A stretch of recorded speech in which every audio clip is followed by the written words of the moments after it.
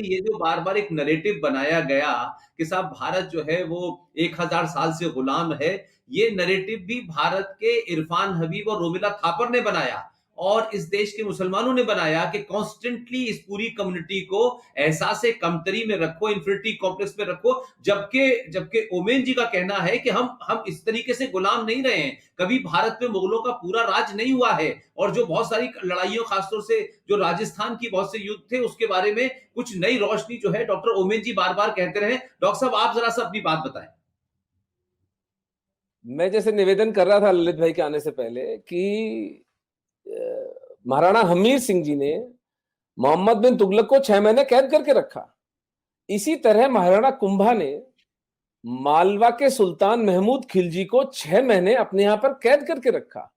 महाराणा सांगा ने दिल्ली के सुल्तान इब्राहिम लोदी को जूते मार के गागरोन के युद्ध में पराजित किया। ऐसे दर्जनों युद्ध हुए जहां हिंदू राजाओं ने इन मलेच्छों को पराजित किया। और अगर सबसे प्रामाणिक बात जो कि हमसे बिल्कुल ही छुपा दी गई है, 7वीं शताब्दी में पहला इस्लामिक अटैक भारत पर हुआ मोहम्मद बिन कासिम के द्वारा, जब राजा दाहिर को मारा गया। हिंदू जनमानस के लिए ये बात अकल्पनीय थी कि किसी हारे हुए राजा की बेटी को दूसरा राजा भोगदासी बनाकर ले जाएगा। सेक्स स्लेवरी हमारे चित्त में थी नहीं, लेकिन जब लोगों ने देखा होते हुए तो राजा दाहिर का बेटा भागकर महाराणा बाप्पा रावल चित्तौड़ के पास गया और उसने जब उनको कहानी सुनाई तो बाप्पा रावल को तुरंत समझ में आया कि ये जो मलेच्छों का टोला है, ये जो है इससे नॉन नेगोशिएबल है पीस। उन्होंने तुरंत प्रतिहार राजाओं के साथ और गुजरात के राजाओं के साथ एक हिंदू फ्रंट बनाया। ये मैं 7वीं शताब्दी की बात बता रहा हूं आपको, आज से 1300 साल पहले। जोधपुर के पास अरब सेना का और राजपूतों की, हमारी हिंदू सेना का संघर्ष होता है। अरब खुद अपने एनल्स में लिखते हैं, हमें सर छुपाने की जगह नहीं मिली, वो नरसंहार किया राजपूतों ने हमारा। और महाराणा बाप्पा रावल ईरान तक उसको छोड़कर आए थे, पीटते पीटते मोहम्मद बिन कासिम को। आते वक्त अफगानिस्तान में सलीम नाम का एक राजा बिठा दिया था इन लोगों ने, तो उसको हटा के अपने भतीजे को वो वहां पर राजा बनाकर आए। हर 100 किलोमीटर पर राजपूतों की चौकियां बिठाते आए।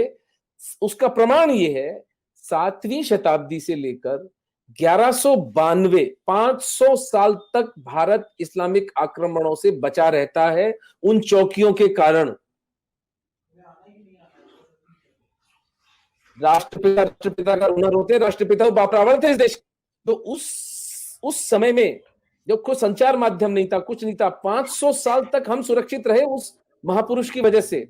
और उसके बाद समर सिंह, महाराणा हमीर, महाराणा लाखा, कुंभा, सांगा, प्रताप, करण सिंह और राज सिंह, यानी पूरे हिंदुस्तान का जो राज परिवार है मेवाड़ का, मैं चुनौती देता हूं, पूरे मानव इतिहास में आपको ऐसा उदाहरण नहीं मिलेगा जो 1000 साल तक, 7वीं से लेकर 17वीं शताब्दी तक, महाराणा राज सिंह जी तक, 1000 साल तक इस्लाम से खुली चुनौती ली है। जिस परिवार ने, एक परिवार ने, एक सिसोदिया परिवार ने 1000 साल तक, देखिए राजा भिड़ते हैं, जियो पॉलिटिक्स बदलती है, हार जीत तो होती है, युद्ध तो हारता है आदमी, युद्ध जीतता भी है। मैं जो एक पुस्तक लिख रहा हूं, मेवाड़ के महाराणा और उनका इस्लाम से प्रतिरोध, उसका शीर्षक है।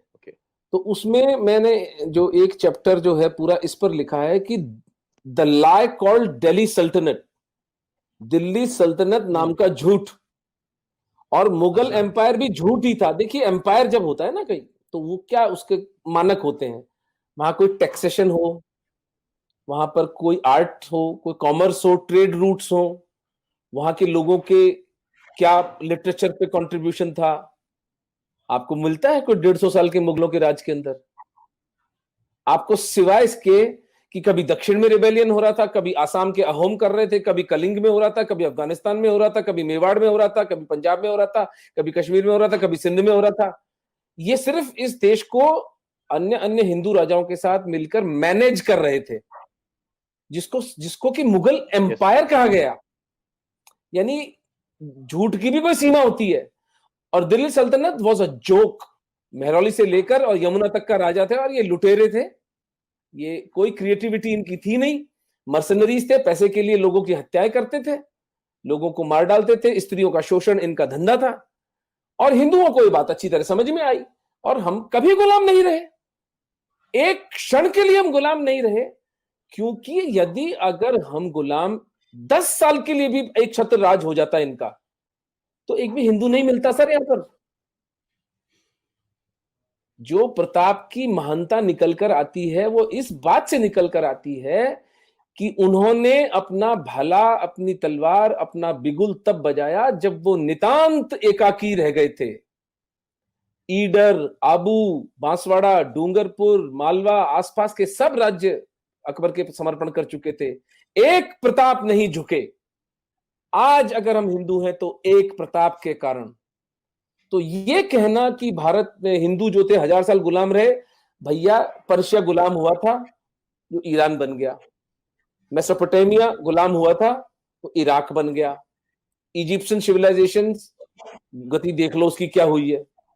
आज 100 करोड़ हिंदू हैं तो इसलिए हैं क्योंकि हमारे पुरखों ने रक्त रंजित संघर्ष किया, इस माफिया के असली स्वरूप को पहचाना और उसका सबल सशक्त प्रतिकार किया।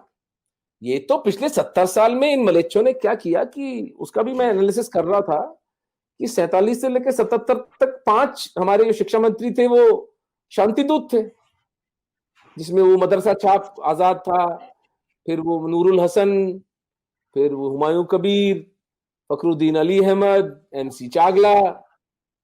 तो अब आपको आश्चर्य होता है कि आपके हिस्ट्री से हमीर सिंह और कुंभा का नाम ही गायब है, और प्रताप को एक भगोड़ा कहा जाता है। प्रताप का असली युद्ध हुआ था दिवेर में 1583 में, 7 साल बाद हल्दी घाटी के, जहां उन्होंने 36,000 मुगलों को 3 दिन में काटा था, और पूरा का पूरा मेवाड़ प्रताप ने वापस पुनः ग्रहित कर लिया था दुनिया की सबसे पावरफुल मुगल एम्पायर से, सो कॉल्ड पावरफुल। तो ये सत्य है। अब इसको से निकाल दीजिए कि आप गुलाम रहे थे, हम गुलाम रहे थे, हम कभी गुलाम नहीं रहे। और जब उतनी भयंकर विपरीत परिस्थितियों में हम गुलाम नहीं रहे, तो आज तो हिंदू कहां कहां नहीं पहुंचे हुए हैं।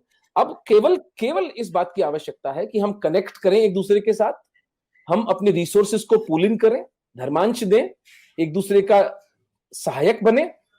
नैरेटिव का वॉर अच्छी तरह संजय दीक्षित सर, पुष्पेंद्र कुलशेष जी, कितने प्यारे प्यारे लोग अपना सर्वस्व दांव पर लगाकर लड़ रहे हैं।